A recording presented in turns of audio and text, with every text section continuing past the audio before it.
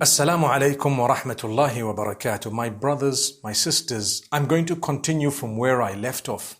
We were saying the days are not all the same in terms of virtue in the eyes of Allah, nor are the nights. The months are not the same. So if you were to be asked which is the most sacred of all months, the answer is Ramadan. If you were to be asked which is the most blessed of all the nights, the answer is the night of Qadr, the night of power or decree. If you were to be asked which is the best day of the year, as Muslims, what do we believe? Well, the best day is the day of Arafah, without a doubt. If you were to be asked which nights are the best in terms of a set of 10 nights, you would say the last 10 nights of Ramadan. If you were to be asked which days are the best 10 days in the year, you would have to say the first 10 days of Dhul Hijjah. Now, where do we get this from? We get it from the hadith of Ibn Abbas radiyallahu anhu, where he speaks about what the Prophet ﷺ said.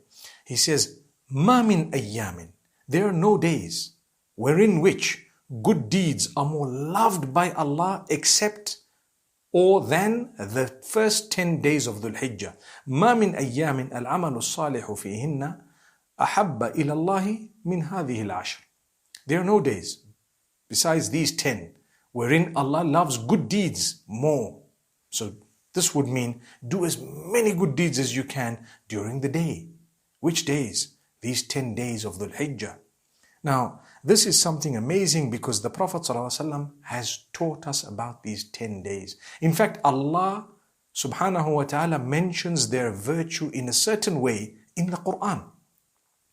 If you look at the oaths that are taken by Allah Almighty, He doesn't take an oath except by that which is extremely important and He wants to highlight something about it. And only Allah is allowed to take an oath with those things. As for us, we're not allowed to take an oath except by Allah. مَنْ كَانَ حَالِفًا فَلْيَحْلِفْ بِاللَّهِ. Whoever is going to take an oath should only take an oath by Allah. It is prohibited to take an oath by your mother, your son, your father, whoever else it may be. Haram. You should not do that. You know, some people take an oath on their father or their son or child, etc. That's not allowed. The Prophet ﷺ says, "La tahlifu bi abaikum."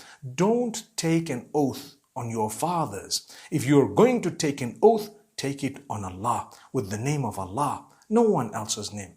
As for Allah, He can take an oath on what He wishes because He is the creator. So He has taken an oath on so many things or with so many things. One of them, He says in Surah Al-Fajr, "Wal-Fajr." He swears by daybreak. He swears by the Fajr.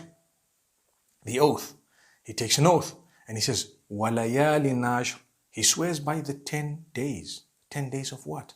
Go back to what the Sahaba have said, what the Mufassirin and translators and experts of the revelation have said. They've all said they are the 10 days of Dhul Hijjah. Allah's taking an oath by them. He hasn't even taken an oath by Ramadan, but He's taken an oath here by the 10 days of Dhul Hijjah.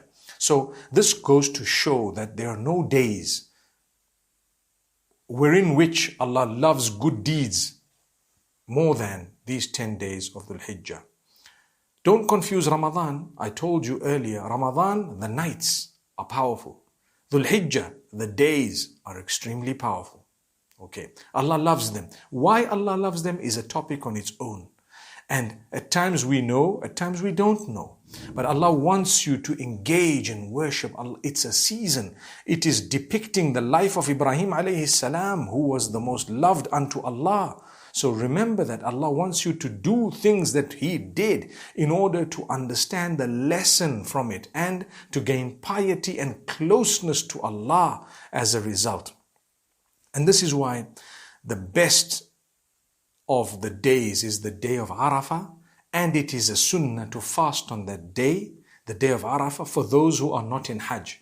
And on that day, if you were to fast, you will get a reward, or you will get a reward of the sins, the minor sins of the current year as well as the next year wiped out. Minor sins wiped out of the current year and the coming year. So that's 2 years of sins wiped out. By doing what? By fasting on the day of Arafah for a person who's not in Hajj. If you're in Hajj, it's not a sunnah.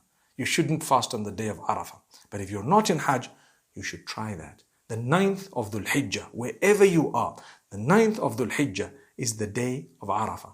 May Allah grant us the ability to fast on that day, and may Allah subhanahu wa ta'ala accept it from us. Let's make an intention from now, and let's understand we definitely need to do what would please Allah during these days.